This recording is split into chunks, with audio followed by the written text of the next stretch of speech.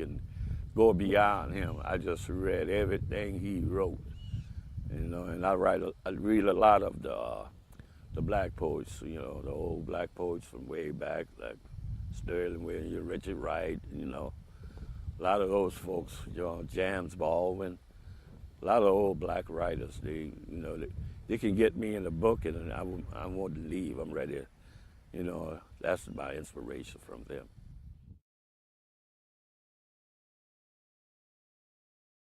I used to be in a band when I was in high school, all from the 8th grade all the way up to till I graduated from high school. I was in a band. I either wanted to sing, but I couldn't sing. My music teacher says, "Gee, I couldn't sing," but I was in a band, but I played the bass drum. So when they formed the rock and roll band, there wasn't no need for a bass drum, just a bass drum player. And I could play the snare, but I wasn't as good as the real snare my friend Red Boy, which he was really good. And I always wanted to be on that stage, so I love music.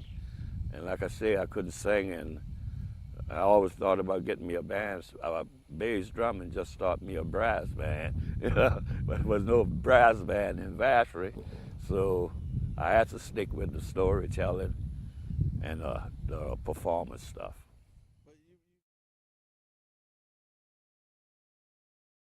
I know I was in a play once, and this lady, the director said, she heard me sing, she said, "You have to mouth the part."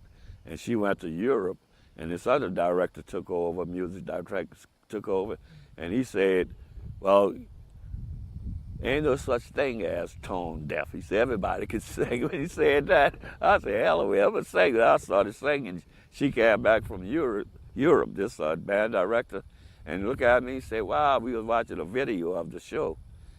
And she said, "Wow, you the best mouther I know." I said, "Mouth my ass." I was singing. Well, I do sing, I sing. Well, I don't class myself as a singer. That's something I see a lot of poets get on the stage and embarrass themselves singing. Please don't sing. Some people are not supposed to sing, really.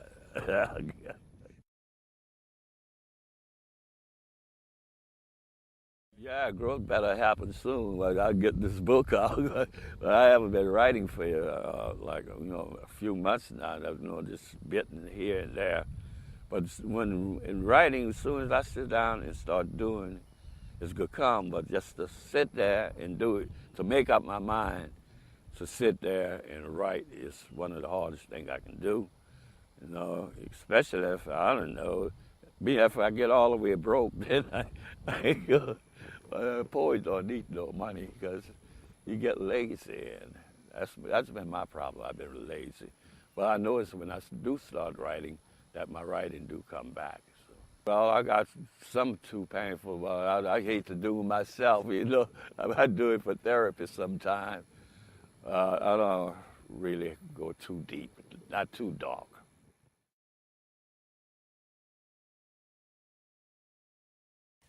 Well, well, they've taken me all over the United States. I've been just about everywhere: Chicago, New York, all of Texas, Vancouver. It wasn't for these poems, a lot of places I would never be heard, and it gave me an outlet to express some of the feelings I have, and they really do me good inside. I feel good after a performance, but I feel even better when I write a piece. I get a better feeling than even getting on stage performing that piece. So I get great gratitude of just coming up with a piece, just because, as a poet, you never know if you got another poem in you. Do you have another poem? Another winner, at least. Anybody can write a poem. Do I have another winner in me? And when I do get a piece, I feel so grateful, so good about it. It's one of the greatest highs I know.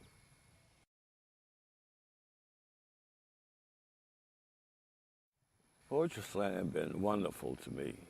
Without Poetry Slam, I would have never written as much stuff as I have. Because like I say, you'd always need a winner. In order to win slams, A lot of people talk about poetry. Slam is not poetry, but you don't. If you don't have no good poetry, you don't win a slam. And good poems win slams, and poetry slams kept me writing for a lot of years because I always wanted to be fresh. You keep you fresh on the fresh side. You always want that next winner, that next hit. So poetry slam been great to me. It brought me all over. And I'm still okay with slam, to tell you the truth. I'm still okay with slam. It's changed in a way because you got different people coming in. You have different age group. You have different philosophies. But, it's changed. But it's about the poetry. And I would advise anybody to take a chance at slam. Because one thing it will do is keep you writing. It'll keep you fresh. Because I'm not in that generation. You see, I might be this age, but I didn't start writing until 1995. So it's a lot of poets that in slam, and they started writing around the same time that I did. And you're only writing for one audience. So the audience I'm writing for is in that age bracket. I can't go to a venue perform for people 25 to 35 years old and perform with an old mind. I got to have something for them. That's something that they're going to appreciate, something going to make them happy, So I don't get that stuff about these. I think it's not the age, it's the overeducated people that don't think slam is what it's supposed to be. It's poetry. That's what I would class them in, the overeducated bunch of people, not the older people. Yeah, I see a difference. It's harder to understand, for one thing. It's harder to understand, and it's, the work is good, too, on the page, because I want my stuff to stand on the page as well as on the stage. So I love, all kind of poetry, I think. But you got a different setting, like I would call it the New York Times type. New Yorker type of poems. That's a lot of times you read something in the New Yorker, what the hell are they talking about? But those are the overeducated people. No, indeed, I wish. Bad strategy. I don't know nothing about strategy. I love having a coach, man. I love having a coach when I'm on a slam team. Perfect example was Charles Ehrlich. He was a hell of a coach. I won many championships with him, but he knew where to place me, the strategy. I can't confess to knowing nothing about strategy at all. Not really. Sometimes I see a crowd, I know I can blow away. But, slam is just what it is. It's poetry slam. It's by the judge and the audience. What the judges know, they're just a member of the audience.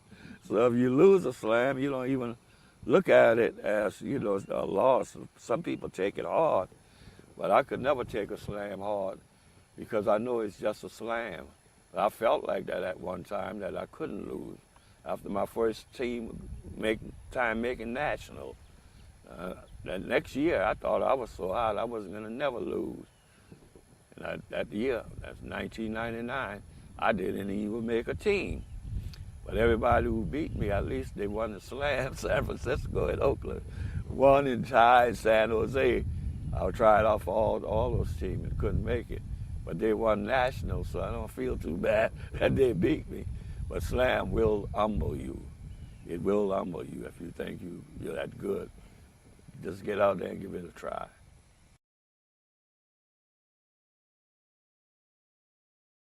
You can feel the difference. Yeah, it's changed me a lot. Made me want to go to school. Yeah, I knew I wanted to do so. I wanted to write. I wanted to talk.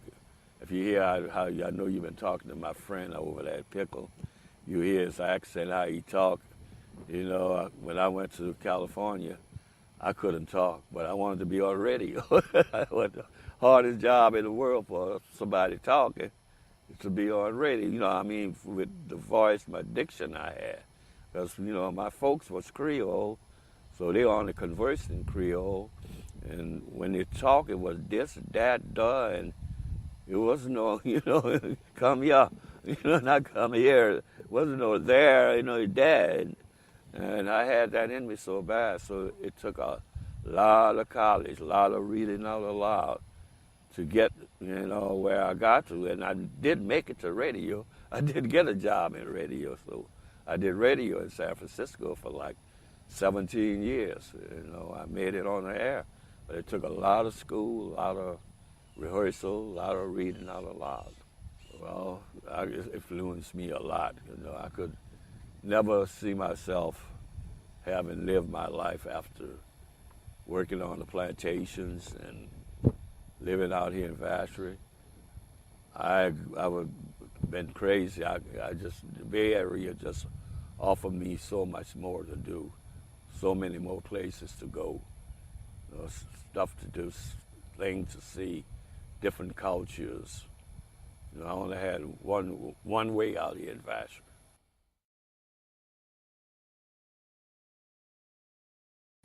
All the time, it was in my mind since I was young, I'm going to go, I'm going to find my daddy. And I did find him. It was too late, he had passed away. But I found out who he was and got to know my brother. So I did exactly my grandmother used to, when I used to ask her about, will I ever find my dad? And she said, God